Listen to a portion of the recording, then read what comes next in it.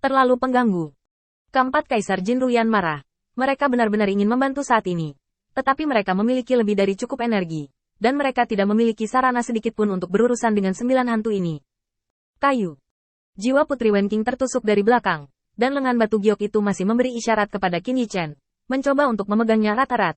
Pada saat itu, jiwa yang terakhir hendak terbelah, hampir pingsan. Dia hanya dapat mendukung satu sisi. Melonggarkan kail. Dan jiwa Wenqing dan Dao Rou akan terpancing. Tetapi jika kail tidak dilepaskan, leluhur bayi darah akan terbunuh jika dia tidak melonggarkan kail dan membutuhkan paling banyak 3 pukulan. Qin Yichen sekarang menabuh genderang Tianwei dan menekan besi. Atau hanya mendukungnya seperti ini. Menyaksikan leluhur bayi darah mati. Ketika hidup dan mati dipertaruhkan, mata Qin Yichen akan terbelah. Jiu Yu, pengadilan iblis kuno. Para dewa dari semua pihak, dunia ini, apakah dia akan menjadi musuh? Pada saat ini, orang-orang yang dipimpin oleh murid-murid Jiu Yu sangat sabar. Memegang tiket kemenangan. Dengan senyum bercanda, penyihir leluhur. Bagaimana dengan genderang perang ini milik Jiu Yuku? Dia sangat yakin. Bagaimanapun juga, dia ada di sini pada waktu yang tepat. Jika dia mengambil kembali Jiu Yu Hunshu, penyihir leluhur dan komandan iblis harus melawan pisau pencuri ini lagi. Dia menatap matanya dan mendengus dingin. Meskipun dia enggan, dia masih memilih untuk berkompromi. Sudah waktunya bagimu untuk datang. Tetapi pisau pencuri ini milik dewa. Begitu suara itu jatuh, saya melihat telapak tangan raksasa leluhur bayi darah memegang kepala bayi darah. Tubuh yang terakhir terkulai lemah. Darah berbusa di mulut. Dan tulang-tulang kaisar di sekujur tubuhnya patah. Tapi murid iblis besi bergetar. Dan keganasan saat itu menyebabkan Jin Ruyan, yang diam-diam terbang menuju genderang perang yang perkasa, meringkuk, penuh ketakutan. Jin Ruyan, apakah kamu tidak menginginkannya lagi karena kamu baik dalam hidup ini? Pupil piton emas Jin Ruyan bergetar. Dia tidak ingin mengambil keuntungan dari kekacauan untuk merebut harta karun. Tetapi mengambil kesempatan untuk memukul genderang perkasa untuk Qin Yichen dan meringankan kebutuhannya yang mendesak. Tetapi keganasan besi mengejutkannya, dan keganasan murid iblis dengan jelas mengatakan kepadanya bahwa jika dia berani bergerak, apalagi dia, akan sulit bagi Istana 10 Sing untuk menahan kemarahan Istana Iblis kuno. Teman Feng Dao. Bibir Jin Ruyan pahit. Dia adalah ular sanca emas yang tercerahkan, berorientasi pada manusia. Tetapi dia bertanya pada dirinya sendiri bahwa ular dan ular sanca adalah binatang berdarah dingin. Tetapi pertempuran Qin Yichen hari ini juga telah memicu darahnya. Namun, di Istana Iblis kuno, ada lebih dari satu leluhur penyihir dan komandan iblis. Di Jiang, Jiu Yin, mobil hantu, ini bukan sesuatu yang bisa diprovokasi oleh Istana 10 Sing. Qin Yichen tidak mengatakan apa-apa. Pada saat ini, seluruh tubuhnya sudah terjerat dengan tali ekstasi. Hantu dan ekstasi yang tak terhitung jumlahnya bahkan berubah menjadi rantai. Mencoba masuk ke tulang pipa di tulang punggungnya. Jiwa dan jiwanya adalah satu. Hati Dao teguh, dan jiwanya tidak tergoyahkan. Jadi kait ini hanya akan menghancurkan jiwanya. Hati keempat penguasa istana besar bergetar.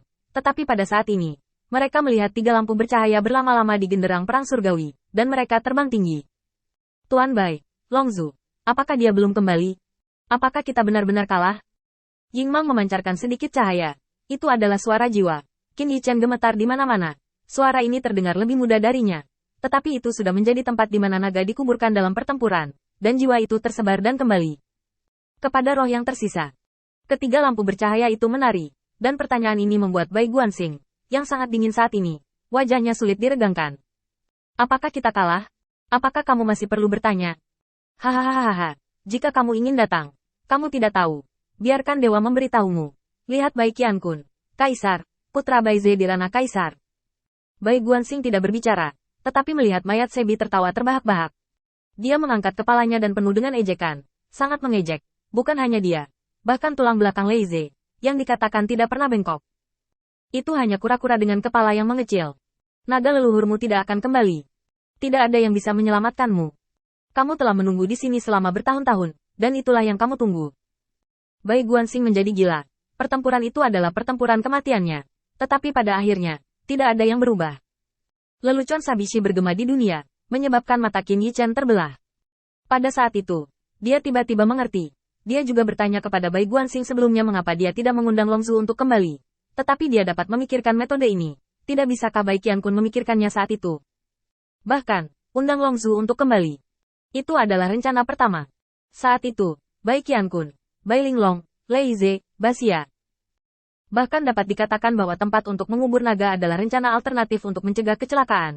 Di dunia ini, 10 pembangkit tenaga listrik teratas Protos, yang dipimpin oleh Kaisar Fast Sky, bertanggung jawab untuk memblokir pengadilan surgawi kuno dan banyak musuh lainnya.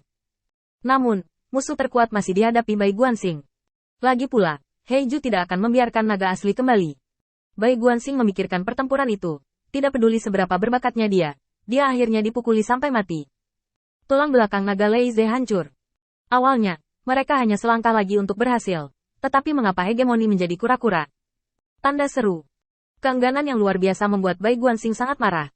Dan melihat 3 sinar roh sisa yang bersinar, dia terdiam dan sangat bersalah. Ketiga roh yang tersisa ini tidak menunggu Qin Yichen, apalagi Bai Guanxing. Mereka sedang menunggu Bai Qiankun, dan mereka sedang menunggu naga asli yang kembali.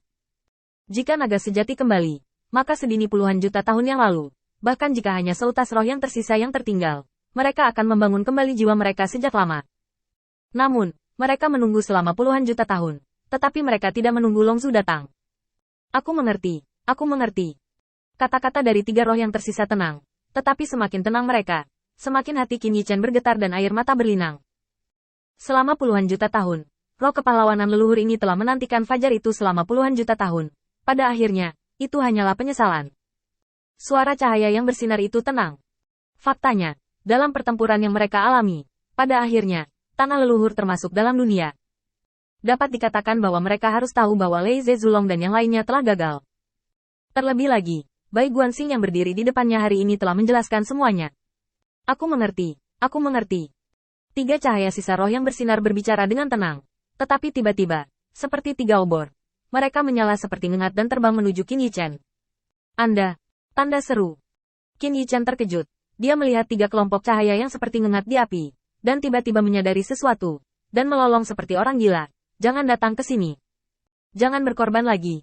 Berhenti menabuh genderang. Jangan berkorban lagi. Tapi apa ngengat untuk melawan api? Meski hanya percikan kecil, ia juga merupakan obor, menerangi sesaat. Hanya aku naga yang sebenarnya, tak terkalahkan selamanya. Akulah naga sejati, tak terkalahkan selamanya. Ledakan. Tanda seru. Ketiga lampu bercahaya itu terbang ke bawah pada Eureka, dan nyala api yang menyala seperti besi cair, menyebabkan Eureka terus-menerus dibakar. Jin Ruyan tercengang melihat bahwa Jiu Yu Hun Hunsu adalah harta pamungkas untuk membunuh jiwa-jiwa, dan ketiga sisa-sisa ini adalah jiwa-jiwa. Mereka dapat berkorespondensi, dan mereka dapat menyentuh Eu Hunsu. Setelah berubah menjadi cahaya, tidak ada yang tersisa.